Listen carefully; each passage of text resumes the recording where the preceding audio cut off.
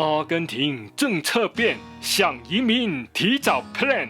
移民阿根廷的朋友可能需要调整计划哦。Hola， 大家好，我是 J， 我是 KK。究竟有哪些政策将会改变，影响大不大呢？今天就来深入探讨阿根廷居留权和入籍的最新动向吧。Vamos。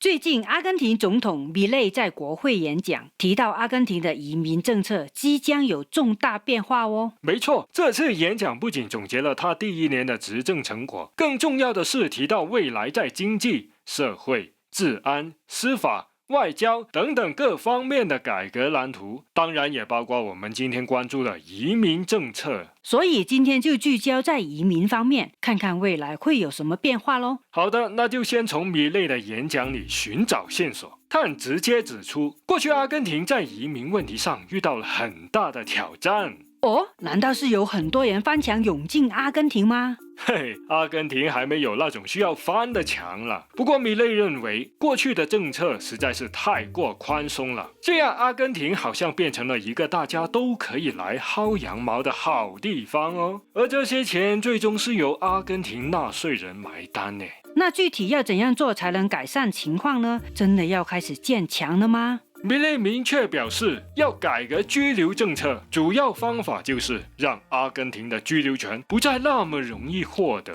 那以后移民阿根廷的路不就是关门大吉了吗？那也不一定。他说要更加重视申请人是否能为阿根廷做出贡献。讲到贡献嘛，那背后的意思就是说需要更多的钱哦。嘿，可以这样理解吧。在之前的移民政策下，获取居留权的门槛相对较低，例如透过被动收入或者退休金，只要达到阿根廷最低工资5倍，大概就是1500美元的月收入，就可以申请到2年的临时居留。对呀，阿根廷不会像某些国家那样要求巨额存款或者投资，住满3年就可以申请永久居留。相比之下，门槛真的不算高啦。或者也可以透过阿根廷留学的方式，例如学习西班牙语等等课程，也可以获得居留权，而且没有年龄限制。这个方法可能更经济实惠，简直是普通人移民的小确幸啊！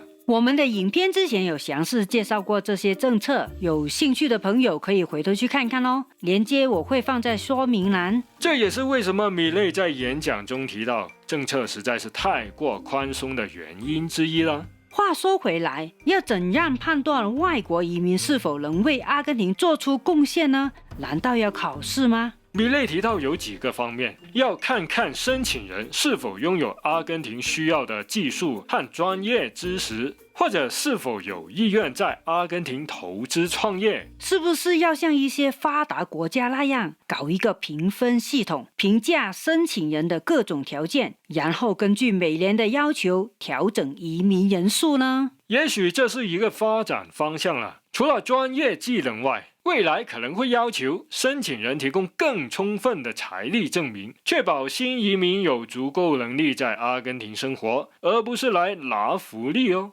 那是不是意味着以后想去阿根廷养老就会比较困难呢？很可能会提高收入要求吧。关于社会福利方面，米雷提到有一些想法，我们稍后会详细聊聊。那会不会推出黄金签证之类的政策呢？例如买房获得居留权的方式就很不错啊。尽管在演讲中没有提及关于投资移民的情况，但在网络上已经有人开始呼吁，现在就是推出黄金签证甚至投资入籍计划的绝佳时机哦。还有像是存款移民的方式也是挺好的，这样做也可以为阿根廷带来外汇收入，移民人士也能合法的迅速的获得居留权，真的是双赢啊。无论如何，未来申请阿根廷的居留权难度肯定会比以前增加不少，收入门槛可能会提高，需要的文件可能会更多，审核也会更加严格，这些都是可以预期的情况了。接下来我们就来看看阿根廷的入籍政策可能会有哪些变化吧。阿根廷的入籍政策过去是相当友好了。根据现行法律，外国人只要在阿根廷合法连续居住满2年，就有资格向法院申请规划入籍，成为阿根廷公民。很多国家要住上10年8载才有申请资格，阿根廷堪称入籍最快的国家之一啦。是啊，这也是阿根廷过去吸引移民的一个优势，我们都曾经详细谈论过，这里就不再炒冷饭了。有兴趣的话，回头去翻翻吧，很有参考价值的哦。那么现在米勒打算怎么改革入籍政策呢？简单来说，入籍时间可能会延长，尤其是对于非南方共同市场的外国人，未来可能需要居住满3年才能申请入籍。从2年变成3年，刚刚才说法律要求是连续居住2年就有申请资格，米勒想要改成住满3年，这算不算公然违法呢？如果南方共同市场的外国人依然维持居住2年的要求，那应该就不算直接违法吧。毕竟法律条文里也没有写死所有细节，这可能就属于政策解释的空间吧。这样说也有点道理。那么在申请程序会有什么改变呢？估计还是由法院处理，因为法律是这样写的嘛，要大幅修改还是比较困难。但米勒认为，目前的司法系统几乎是半自动的授予阿根廷公民身份，这在世界其他地方可是偶发事件啊。我听说很多法官是希望看到申请人与阿根廷有更强的连接，例如在当地有房地产，有在阿根廷出生的孩子或者是配偶，还有当地的缴税记录以及稳定收入来源。所以入籍本来也没那么简单吧？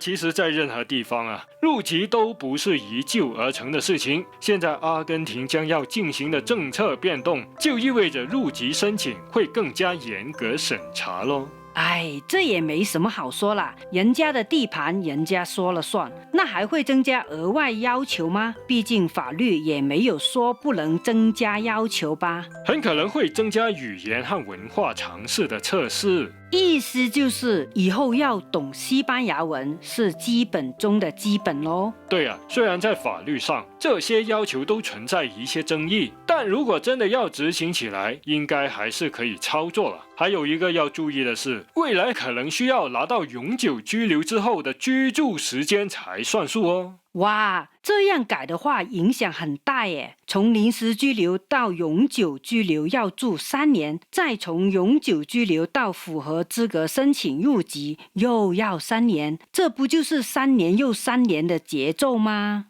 ？3年之後又3年，10年都嚟緊頭啦，老細。嘿，畢竟很多國家入籍都要熬個10年8載嘛，其實6年不算很多啦。總之可以預見的是，未來入籍阿根廷會變得更困難。那在新政策還沒有實施之前，現在已經在阿根廷居住快滿2年的朋友，是不是要趕緊去申請入籍比較好呢？盡早行動絕對是明智的選擇哦。歡迎留言說說你的感受，有任何錯漏也請多多指教。說完了居留和入籍，接下來聊聊大家很關心的社會福利方面的變化吧。在過去，阿根廷對外國人都非常大方，誇張一點說，就算沒有居留權，只是拿着旅遊簽證，甚至是非法入境啊，去公立醫院看病，基本上也是不用花錢。真是大愛無疆啊！難怪公立醫院總是人滿為患啊。排隊排到頭疼啊！你說的太對了，也正是因為這樣，在米勒看來，這些福利簡直是被一大幫人當成自助餐吃到飽了，還衍生出了像醫療旅遊、用留學名義來打工等等問題。光聽就知道動機不單純。雖然說治病救人、教書育人都是很高尚的事情，但這樣做對阿根廷的財政肯定造成了很大的壓力啊。所以米勒在他的演講中就明確提出使用者付費原則。他認為在阿根廷臨時或短期居留的外國人應該為使用的服務付費，不能再讓阿根廷納稅人含淚埋單了。这招应该会直接让医疗旅游这种薅羊毛的行为清零吧？对呀，其实，在一些地区，例如 Buenos Aires，已经快人一步，开始针对非永久居民收取医疗费用了。那以后去阿根廷游玩和短住的朋友，记得要提前购买好医疗保险哦，不然看个病可能会大出血呀。而在教育方面，在以前只要公立学校接收，外国学生也能免费就读，但在未来，外国学生恐怕就没有免费的午餐了。只有获得永久居留的外国人才可以继续享受这些福利。听说很多来自附近国家的人会特地跑来阿根廷读书，例如巴西、玻利维亚，因为可以免费完成整个大学课程，这简直是天上掉馅饼啊！有些地方读大学是很昂贵了，尤其是像是医学这样的专业课程，而他们来到阿根廷读书，学费全免，那就省下很多钱呢，而且还可以兼职打工，真的是一举两得啊！那如果这些学生毕业后没有留在阿根廷发展的话，那资助的学费不就是相当于打水漂了吗？所以米勒的目标很明确，就是要让阿根廷的福利制度可以持续下去，不能一直依赖增加开支来维持。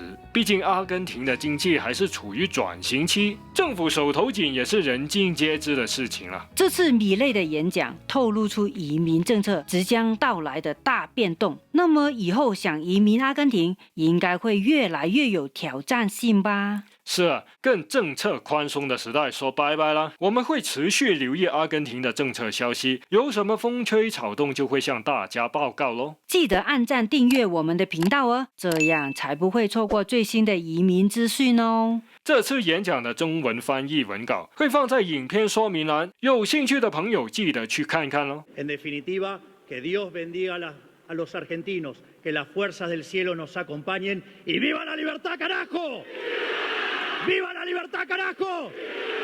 ¡Viva la libertad, carajo!